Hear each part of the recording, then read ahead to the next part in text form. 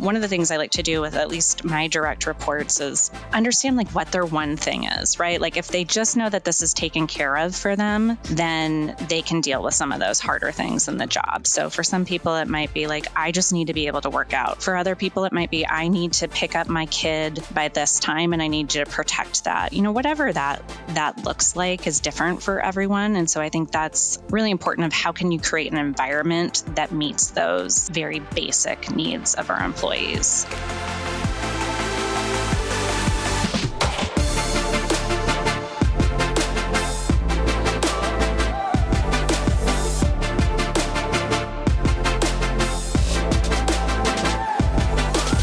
Well, here we are. We just finished recording another episode of Campus Confidential. How are you feeling today, Loren? Pretty energized. Yeah. How about you? Yeah, same. I had a super intense spin class this morning and the adrenaline is still pumping through my body hours later.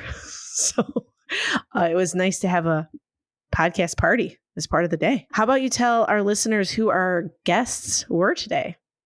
Yeah, we had 3 guests today, which is unusual for us, but a lot of fun. That indeed made it a party. The first of whom was Elaine Hanke, who is Director of Conferences and Event Services at the University of Michigan. She's been there since 2017 and oversees summer conference housing, Michigan catering, sales, and event management across most, really all of the student life facilities. And she's been doing this kind of work for more than 20 years at Michigan, UNLV, Cal State San Marcos, and University of San Diego. So glad to have her. We also had Jared Ceja from Cal Poly Pomona Foundation, where he's the CEO and has been since, as we learned in the podcast today, right at the start of COVID, March 2020. Yeah, I had him just starting last year. Yeah, so clearly my concept of time.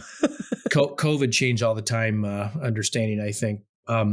Jared is responsible for auxiliaries, bookstore, real estate, dining, housing operations, a number of other things, and previously served at Long Beach State, Chaffey College, Santa Ana College, been at this quite some time. And then finally, a friend of the pod, if you will, he was with us for the NASPA edition last year episode, Dr. Bernard Little, who is the Vice President for Student Affairs at Prairie State College, just outside of Chicago, where he's been for about a year, but previously has served at Waubonsie Community College as the Chief Diversity Officer, DePaul, UI, Chicago, University of Illinois, Chicago, University of Richmond, and been with us, as I mentioned, just before too. So great group today, Kelsey. It really was a great group. I think they were so great. We just jump right into the episode. How do you feel about that? Brilliant. Let's do it. All right, let's.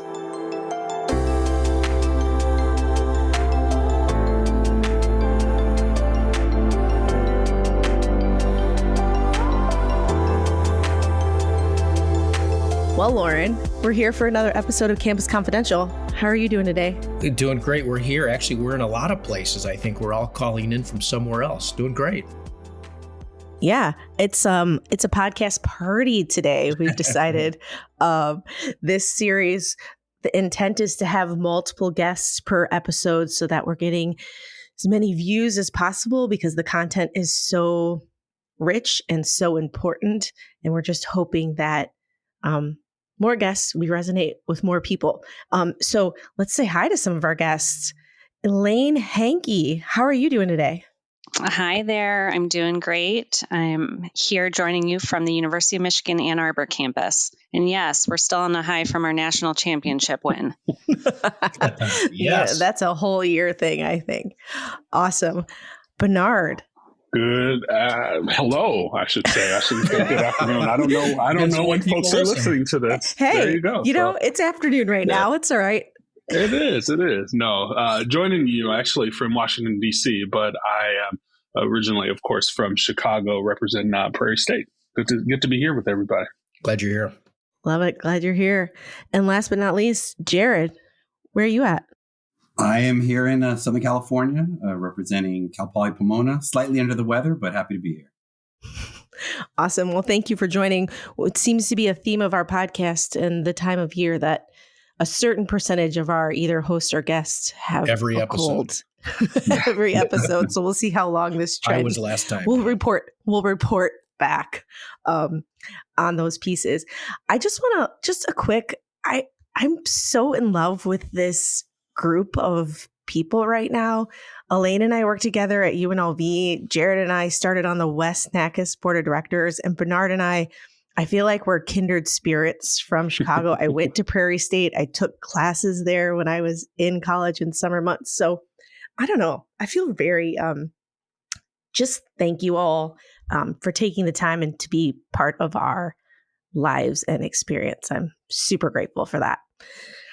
So off my soapbox, Loren, why don't you tell everyone, we're really today talking about attracting and retaining staff, and through the research that we did with ACUHI, NERSA, and SCUP, why don't you remind us kind of why this topic is so important?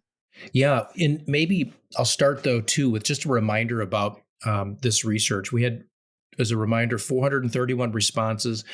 First of all, as we cited last time, career satisfaction is down 27% in 5 years, from 78% to 57%. So let's talk about that today. Half of respondents are seeking new jobs, primary motivations being higher pay and job growth. 70% of job seekers are in the large publics, which is interesting. Not all, but many. The primary motivators for seeking jobs in the respondent group, 82% say higher pay, but 76% said if they had adjustments, they would stay. So let's dig into that. 71% of respondents said they're seeking new opportunities. That's why they're looking. So that's the second motivator that we heard is new opportunities. And then the third is upward mobility. 63% said they're seeking upward mobility. So as we get into reasons people look for work, the ways we can attract talent and the ways we can hang on to them, it's worth keeping maybe all that in mind.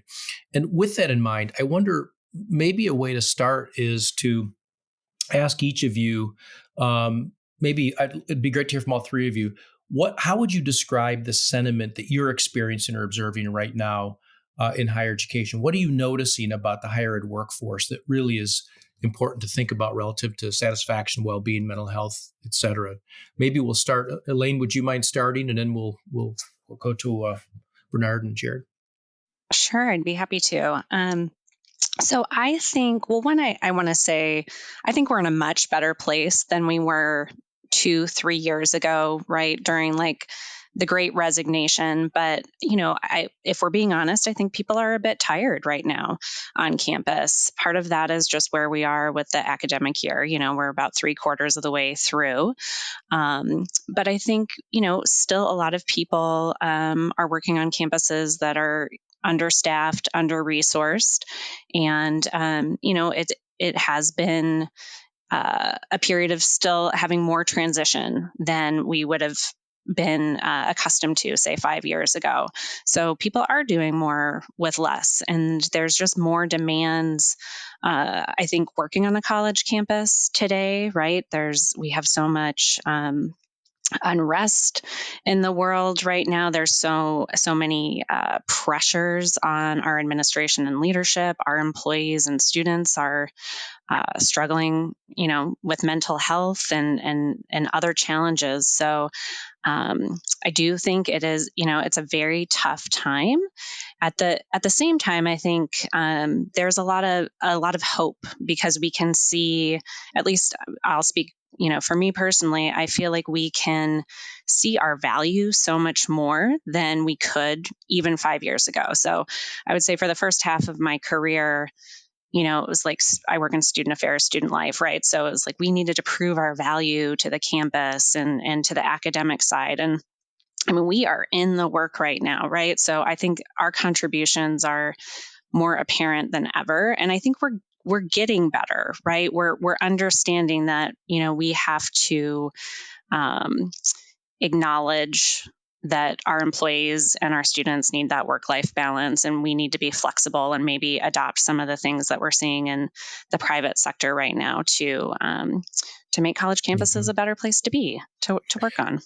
Yeah, and the hope point is really good, because I want to make sure we remember too that 75% of the respondents feel supported by their direct manager. So there is hope amidst all of these challenges too. So I'm glad you referenced that. Bernard, what kind of things are you observing? What do you think the sentiment is right now?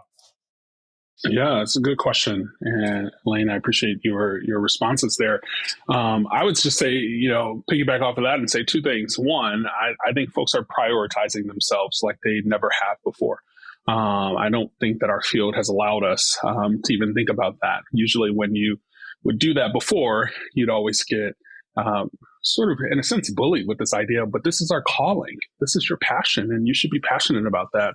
You should be passionate to stay late and to come in on weekends and to, the pay is not what matters. What matters is that you're making a difference. And folks don't really, they're not buying that anymore. I think that's a good thing. This can be your passion, and it looked like the survey results are really showing us that folks are wanting to be here and wanting to do this work. But as they show up for us, they're wanting us to show up for them. And if we don't show up, they're leaving. They are making choices, and sometimes that exit is not necessarily just a physical exit, right? Sometimes they're there physically, but mentally or investment wise, they're not investing in their jobs, their careers. And so what you see is usually what you get, which is not always the best thing. We want them. We really write job descriptions with the hope and anticipation that folks go above and beyond. We don't write job descriptions and say go above and beyond. We just hope that they're bringing more.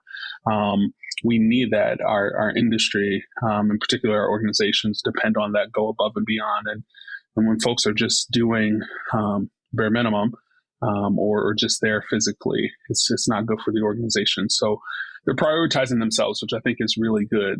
So I think that's the sentiment.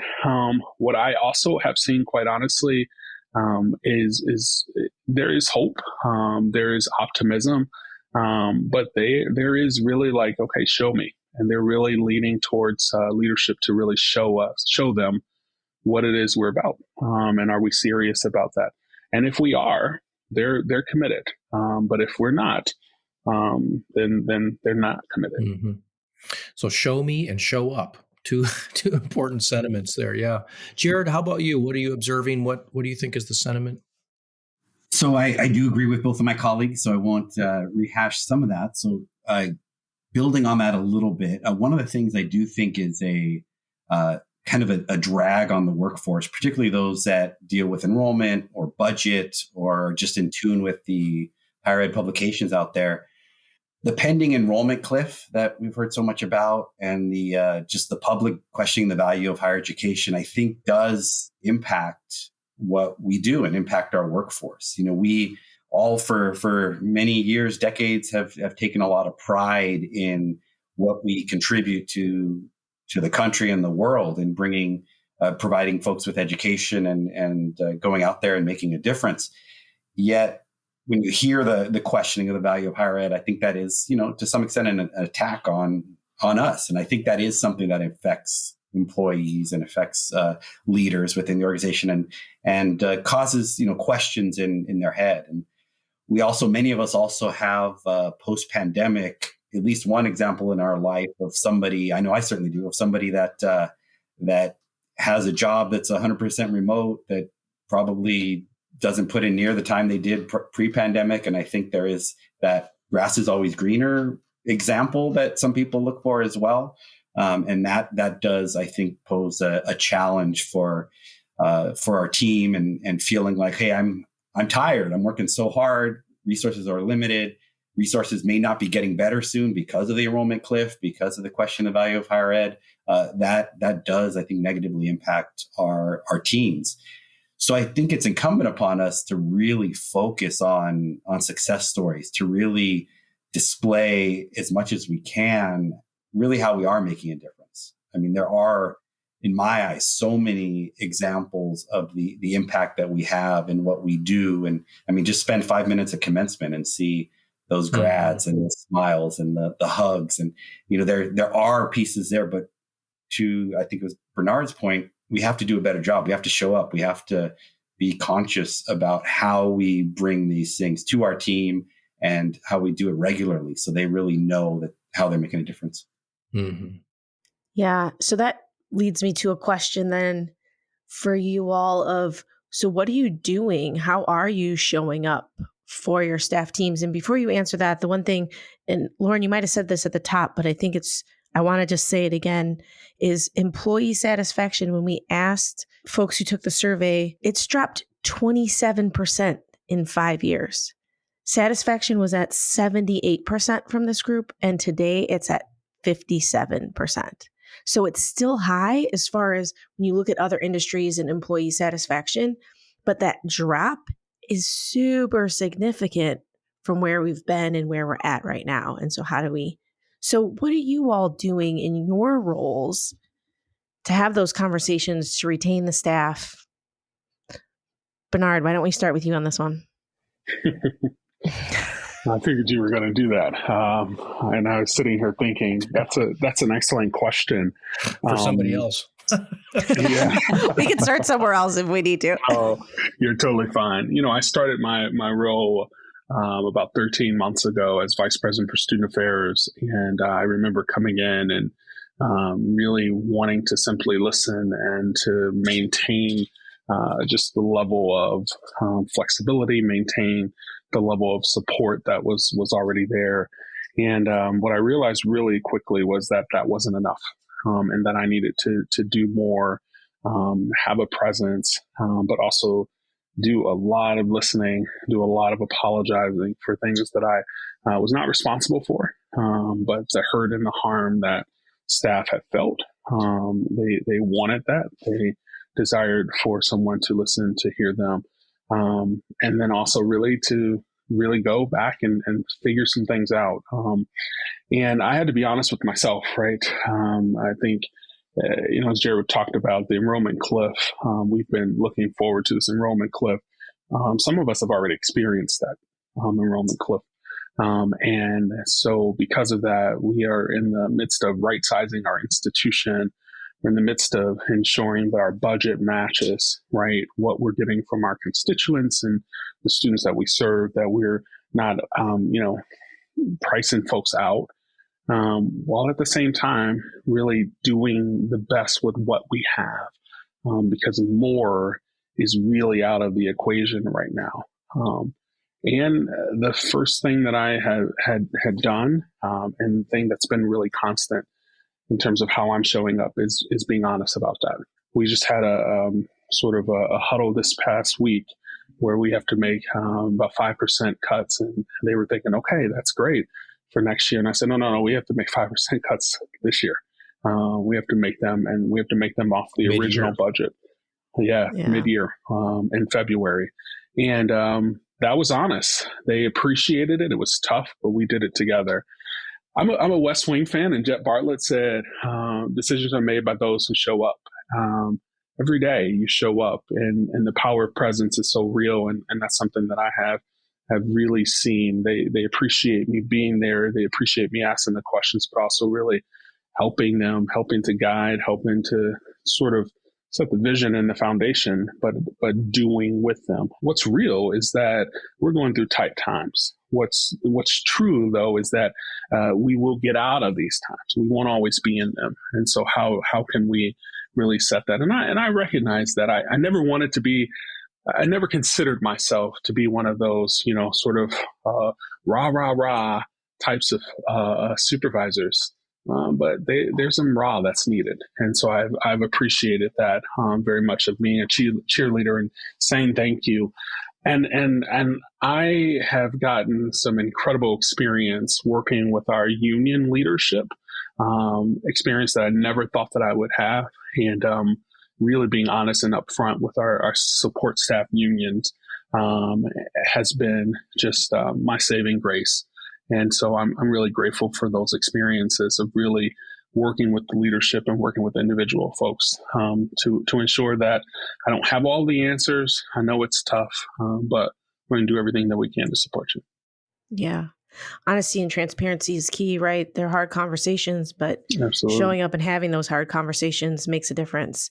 Elaine, what would you add, or what's happening from your lens? I mean, I really liked what Bernard mentioned about just listening and showing up. So, something that we did this past fall in our organization, and it was something that our division provided some questions around was like stay interviews. So we had conversations with all of our employees about, what do they look forward to in their workday?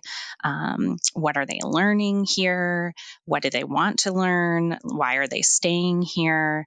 And we also talked about when's the last time you thought about leaving and what prompted that? And really trying to kind of see what we were up against and build on our strengths. And how could we incorporate what we were hearing into their job? So we've done a couple of different things. Like we have this theme on our event side, our event team, where it's like, what's your happy place? So we have all this work that we have to do, but if you could just do this subset of the work, you would love your job, right? And so we really try, and everyone has, different areas that they say.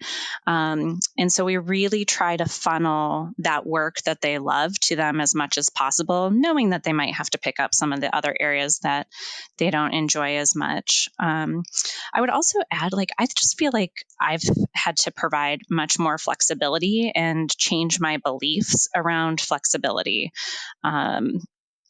As long as we're not compromising our service and delivery of our mission, I, need to meet employees with where they're at.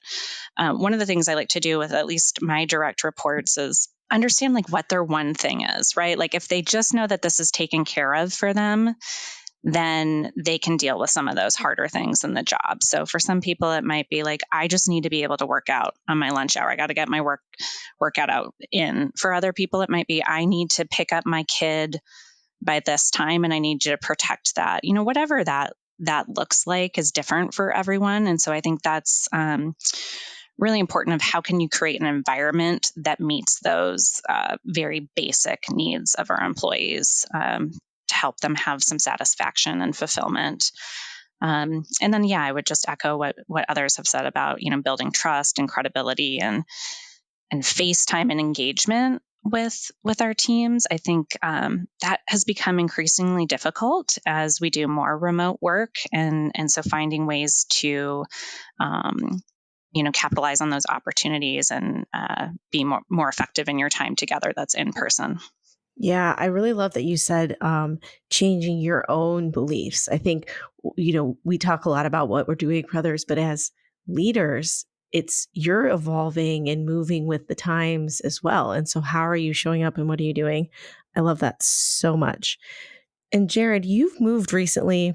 I guess it's not so recent, so new, your CEO role at your university in auxiliary services, but coming in post-pandemic, middle of pandemic to your role? Very beginning, March of 2020. Oh, it's been that long? Okay. Yeah. So what has that experience been like for you? And when you think about how you're creating the space and environment for your team? On one hand, it was pure insanity. The amount of turnover that we had at the beginning, we went through an early retirement phase and actually, unfortunately, a layoff and furlough phase. So my first 4 months or so was quite dramatic from that point of view. And much of the institutional knowledge within my org retired out. And that was, so it was crazy. The nice part of it now is, we kind of could grow together. Those that were left really pulled together, bonded, and have, I think, a common mission to support our students, to support our university, to support our employees, and that's been overall a good thing. Some of the things we do specifically or try to do on a regular basis to impact our employees in a positive way and improve their satisfaction is, share videos. So our Stratcom, our university Stratcom team does a real good job of bringing student stories into short little 3 and 4 minute videos.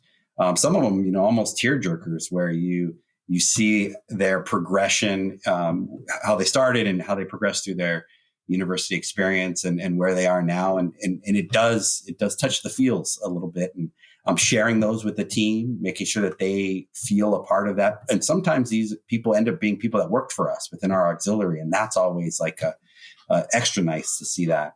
With the team, we do try to make sure that there's regular walkabouts. You can't catch everybody when they're remote, but trying to get out and see people, see our operations, say hi, see how they're doing, make sure that line of communication is there, that they feel seen, that they feel heard, that they feel valued. That's one that's big, and it's tough to carve out time sometimes. Our calendars get hectic, but it's so crucial and makes such a difference to the employees. And I hear that all the time. Employees will tell me how they appreciate that their boss gets out and says hi. They appreciate that I'll come by and see how they're doing. We trying, and this becomes tough, particularly with limited resources, but trying to instill some fun in what we do. Some treats. Fun? What's that? What does fun look like? Right? But making sure when there's a success that we celebrate it with, maybe some donuts or some bagels or some donuts, something, having little events so we can network with each other, that units aren't so siloed. So they're getting out and talking to each other, sharing ideas and just bonding. We try consciously to apply significant resources to training and recognition. We heard from the employees that early on when I first started that they wanted more training opportunities. They felt like recognition wasn't as strong as it could have been. And so we do consciously apply resources to ensure that if they want additional exposure to training and knowledge, that they have that opportunity, and they have tons of opportunities, and that we are celebrating all milestones. And then one other I'll point out, I think we do generally a bad job in higher ed of promoting superstars internally. Sometimes we have the view that you need to go elsewhere to grow. And I do think it's important to have outside perspectives brought in. So I do think that's important. But when we do have a superstar, if we are able to promote them, I think it just sends good vibes throughout the organization, because people see, that person was doing their job. They're doing it well. They're great to work with. And they were recognized by getting promoted. I think that's really meaningful for a university and an organization. It's interesting you mentioned that, because in the survey that we did, a key thing that staff are looking for is more training. And it's a certain kind of training. What they're saying is they want more experiential training. They want more hands-on and doing kinds of opportunities for training. At least that's what the data came back to us. And a primary motivator, top three, as I mentioned earlier, is promotion. So you've hit on these two things that, at least if we can believe these data, employees are saying are really, really important. Top of the list for their satisfaction and their retention. I'm curious about this flexibility thing, Kelsey, that you keyed on, and Elaine, you talked about having to maybe change some of the preconceived notions that you had, and I've had to do much of the same. I wondered if you could talk about, are you all experiencing flexibility, for example, as a major issue these days with employees, and what are the beliefs that you've had to change? What are the things that you've had to do away with and then rethink about? Given what you've observed with the workforce, what does flexibility mean? Yeah. So I think part of me had to give up on this notion of, this is the way the work has to be done, and the work has to get done, right? So, what I mean by that is, in our organization, we have a lot of exempt employees, right?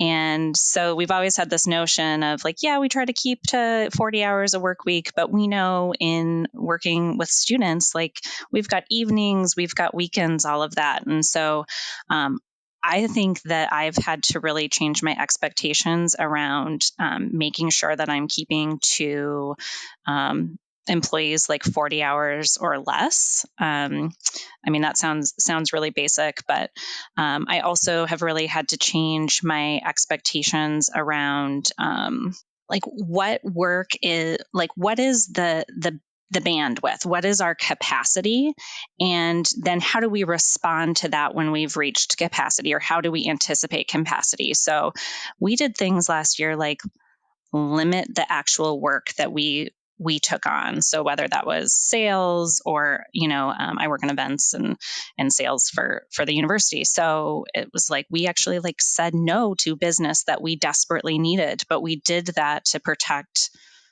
our team, right? And their experience. So, I think just kind of changing our approach to better find that balance between meeting the organizational needs, but also the employee needs. I think there's just more focus on, as Bernard said, the employees are prioritizing themselves, and now we got to play catch up and make sure that we're prioritizing them proactively to continue to create a positive culture and retain our workforce.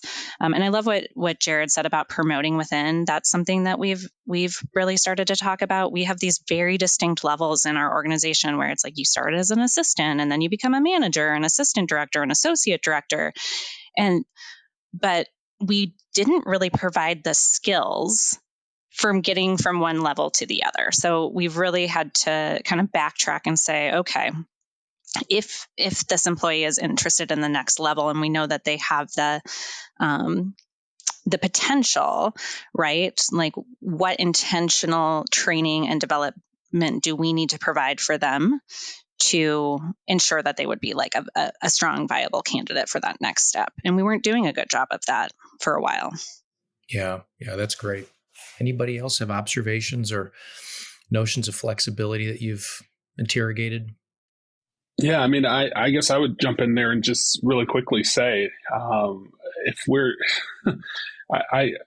right before the winter holiday, we have about a week and a half off.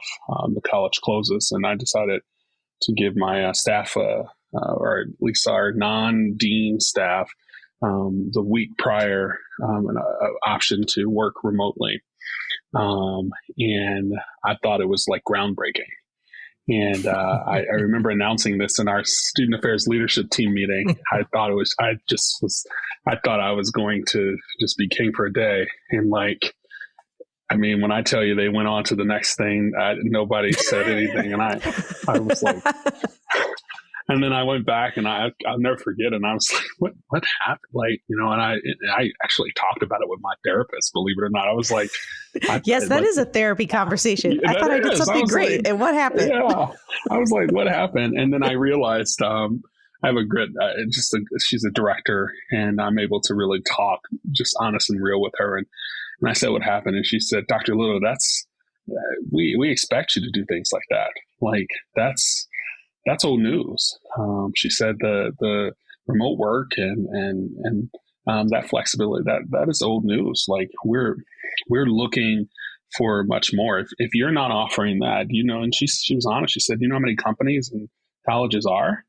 And she was like, so yeah, we certainly value and appreciate it, but I just need you to understand, right? Like, that's old news. And so it reminded me, right, that we do have to be present with how we're serving them. And so one of the ways that I had to really get over myself, in a sense, is it's been poured into my mind this idea of Fridays, right? And you can't let folks work remotely on Fridays because everybody's going to take an extended weekend. And then I looked around my campus, and there were very few students that were there receiving services or taking classes on Fridays. And so I had all my staff there, and I realized, no, I could let up on that. And I did. And that actually was great. And I saw productivity through and through with those staff. They're still working. They're still doing the things that they needed to do. And so I let up on that. I also let up on this idea of, we have remote work, but my big thing is, when the students are here, I need more of a presence. When they're not here, you can work remote. Right. That's okay. And that's been a great joy when it comes to that, those pieces. So that flexibility, that is piece. Those pieces are just old news in a sense. And so how do we continue to revive those things? I think it's important. Mm-hmm, mm-hmm. Well, full disclosure, I've had to interrogate my own assumptions about what work is, what it looks like, how if it's being done well. I really appreciated these comments because it's the pandemic maybe shook loose some of the cobwebs of self-reflection and for me. And so I think it's wonderful to hear your comments on that. And if I can jump in, the flexibility on my side that we've made progress with, but we're still struggling in some ways, is really reevaluating the makeup of our workforce. So historically, you were either full-time or entry-level student in our organization. That was pretty much it.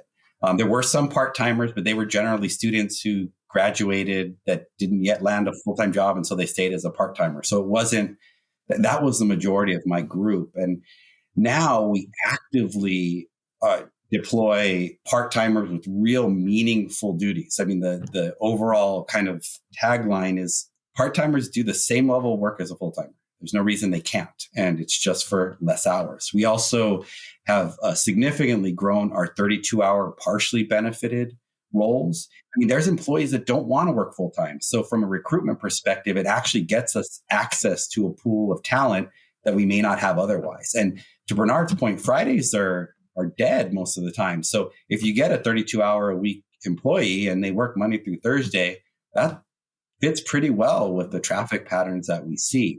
And then even with students, we've put in a lot of effort to make sure that they have a progression, that we're using lead student workers throughout our organization, and in some cases, student supervisors that have real responsibilities and have carry significant workload to help us out. And that's been beneficial from a retention point of view for these folks, and again, from a recruitment point of view as well. But it's still challenging the thought process of some leaders within my group. It's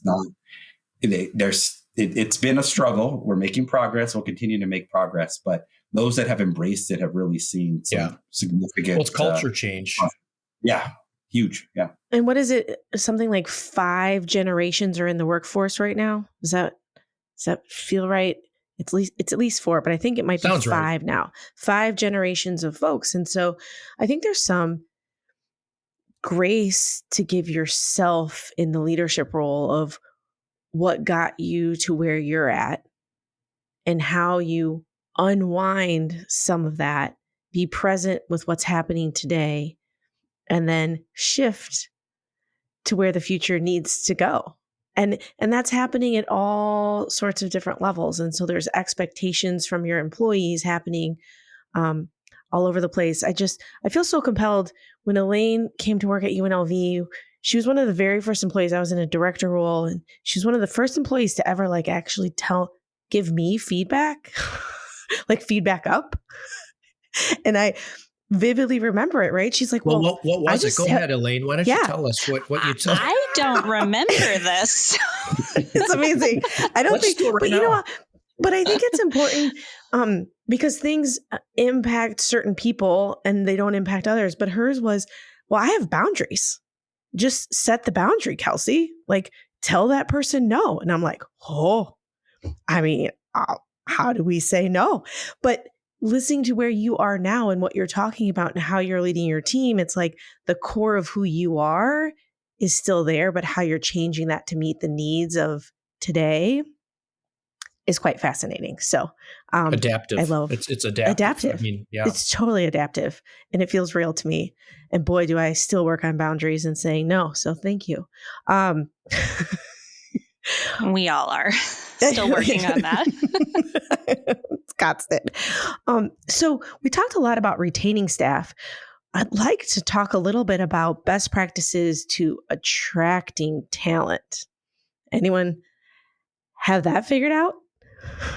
And I'd be curious, as an addendum, has that changed for you in the last few years? What you've done before, is it different when you attract talent, or as you've succeeded in doing that, has it changed at all?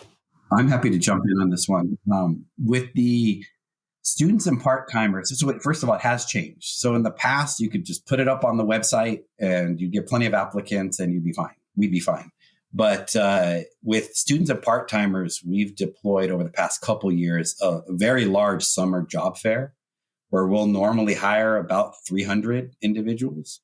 And that's one where we start recruiting in the spring with orientation. So at orientation, we're handing out to students and parents flyers basically saying, this is when our job fair is. You can scan this QR code and sign up for a slot.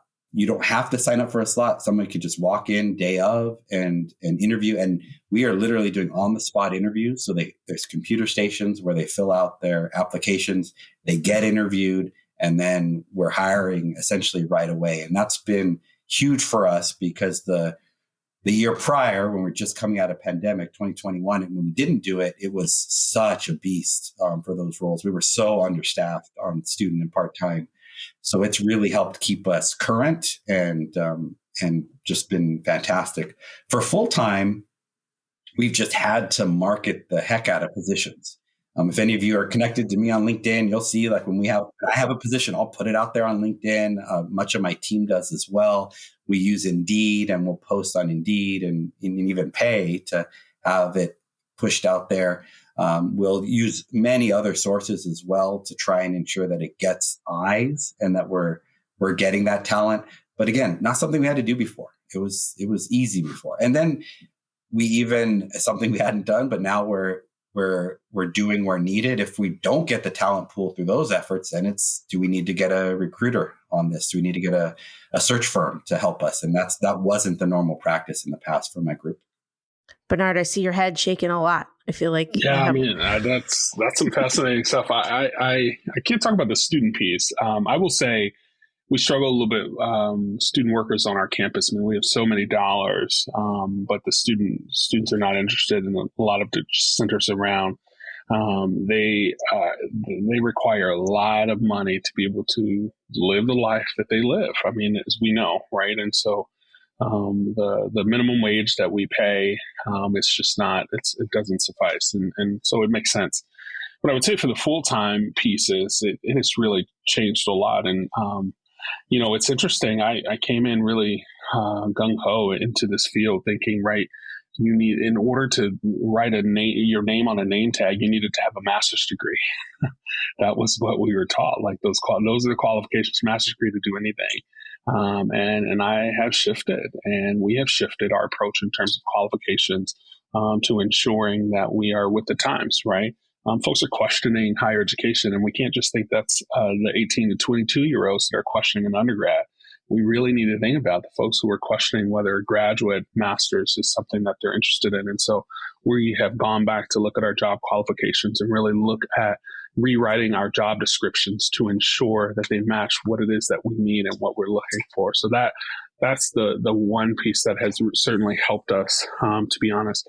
The second piece is that we have really opened up and advertised our pay ranges. That's really been important. The starting salary is something that folks are just not interested in. They want to know what the range is.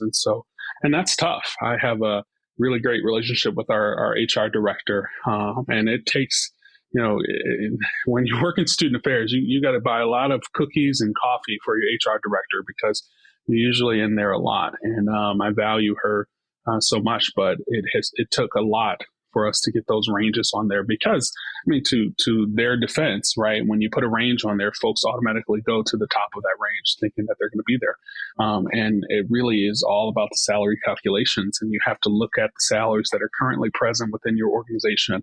All things that people don't care about. They just want the most money that they can get. And so just having to be honest and have honest conversations.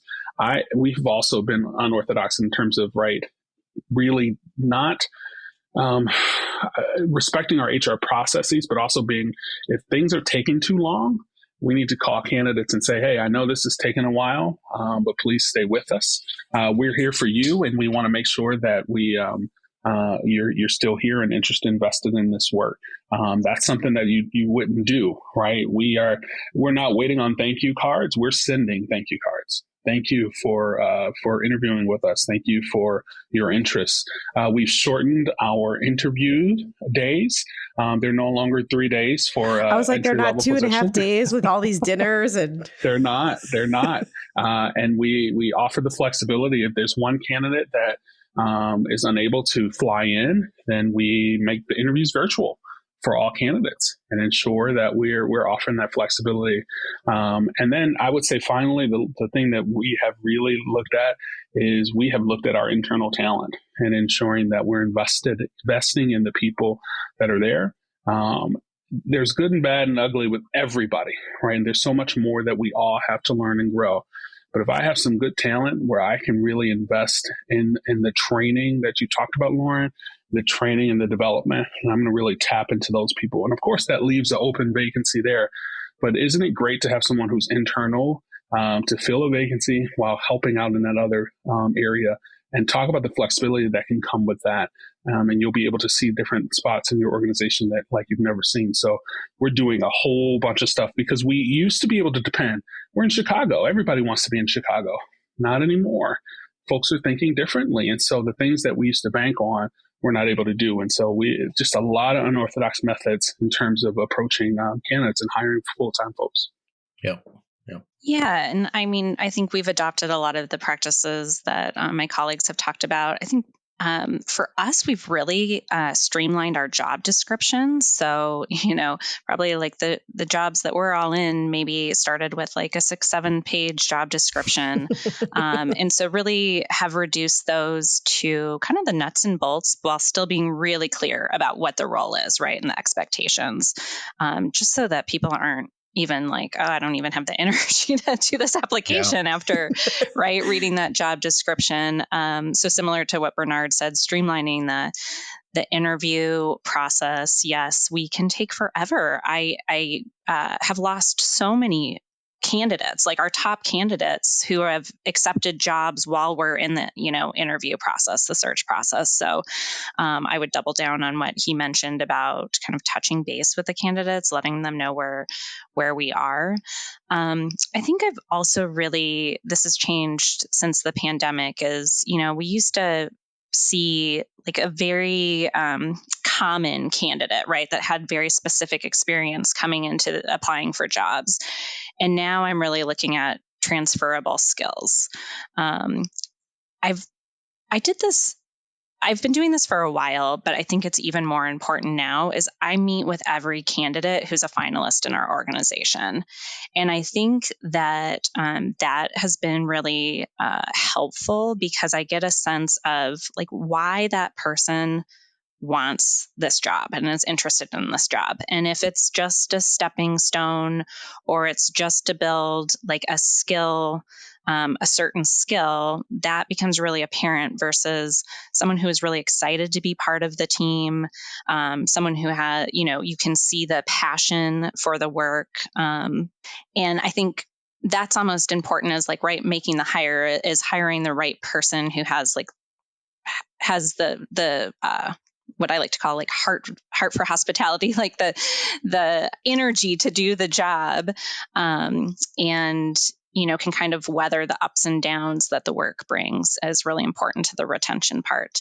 And then lastly, I'll just say, like, I think remote work is just such a thing, right? And that's been really hard for me as we talk about changing our beliefs. I mean, I, kind of had this like, okay, like how are we letting the modality of our work like impact the mission of our work, right? And I had a hard time believing that people could do the same work remotely. And I've really just had to change my beliefs around, okay, to Bernard's point, like Fridays, is it possible to work remote? Yes, it is. And that can really give people the flexibility and kind of that reset time they need, especially us introverts.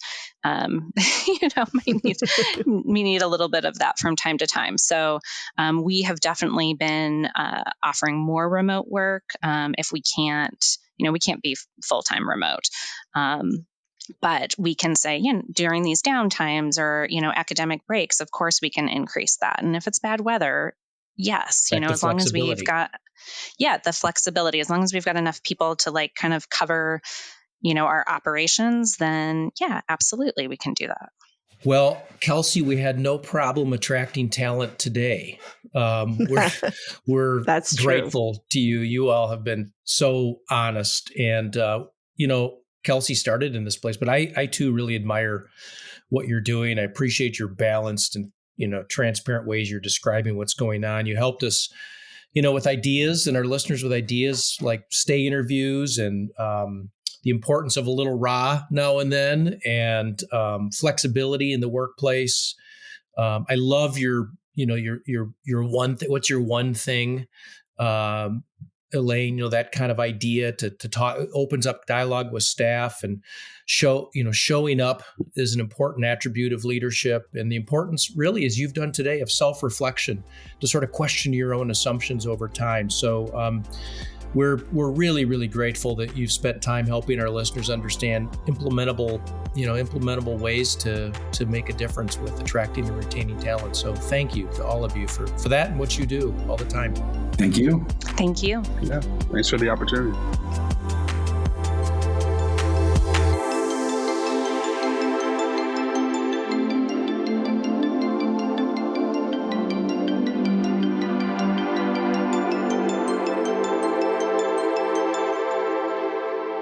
The tables are turning now. Now you're nervous. I am nervous. I have an extra credit. You have extra credit? Okay. Okay. So so this episode's about attracting and retaining talent, right? You recently changed jobs not long ago. What was the thing that was most important to you that caused you to say, yeah, I want to go do that? What was the thing that attracted you?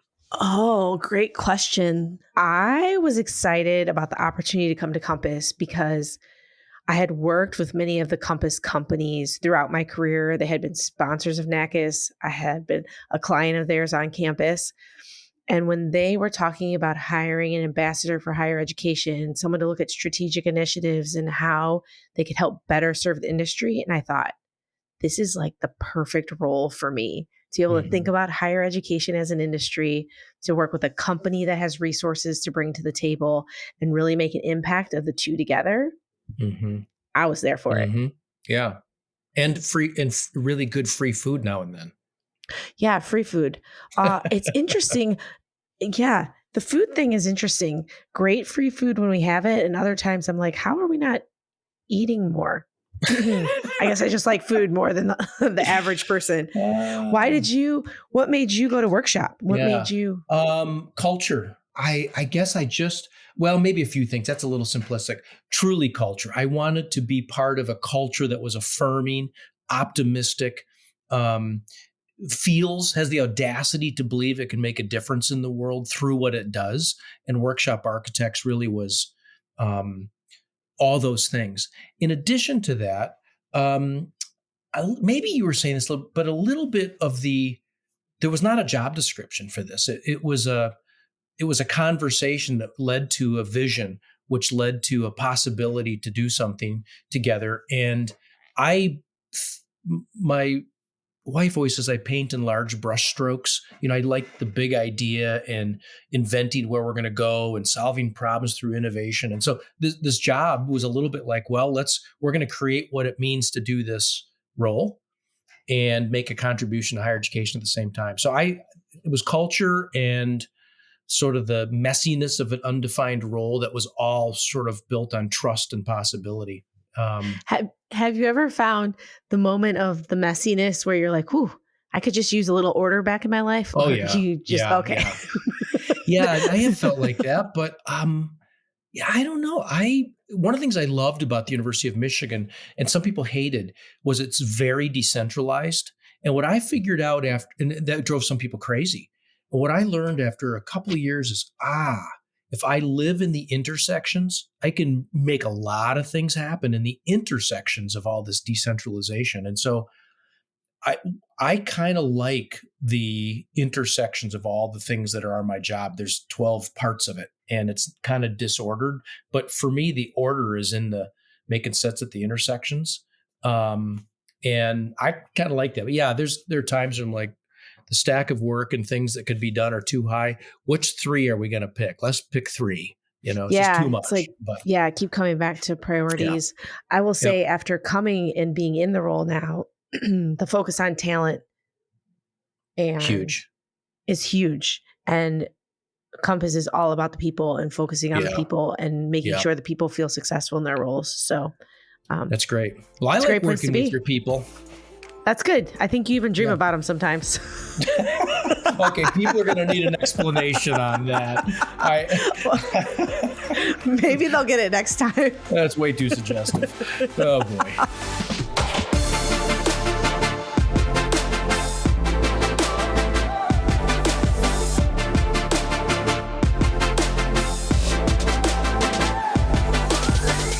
Campus Confidential is presented by Compass Group, produced by Corey Inscoe, with your hosts Kelsey, Harmon, Finn, and Loren and Rullman.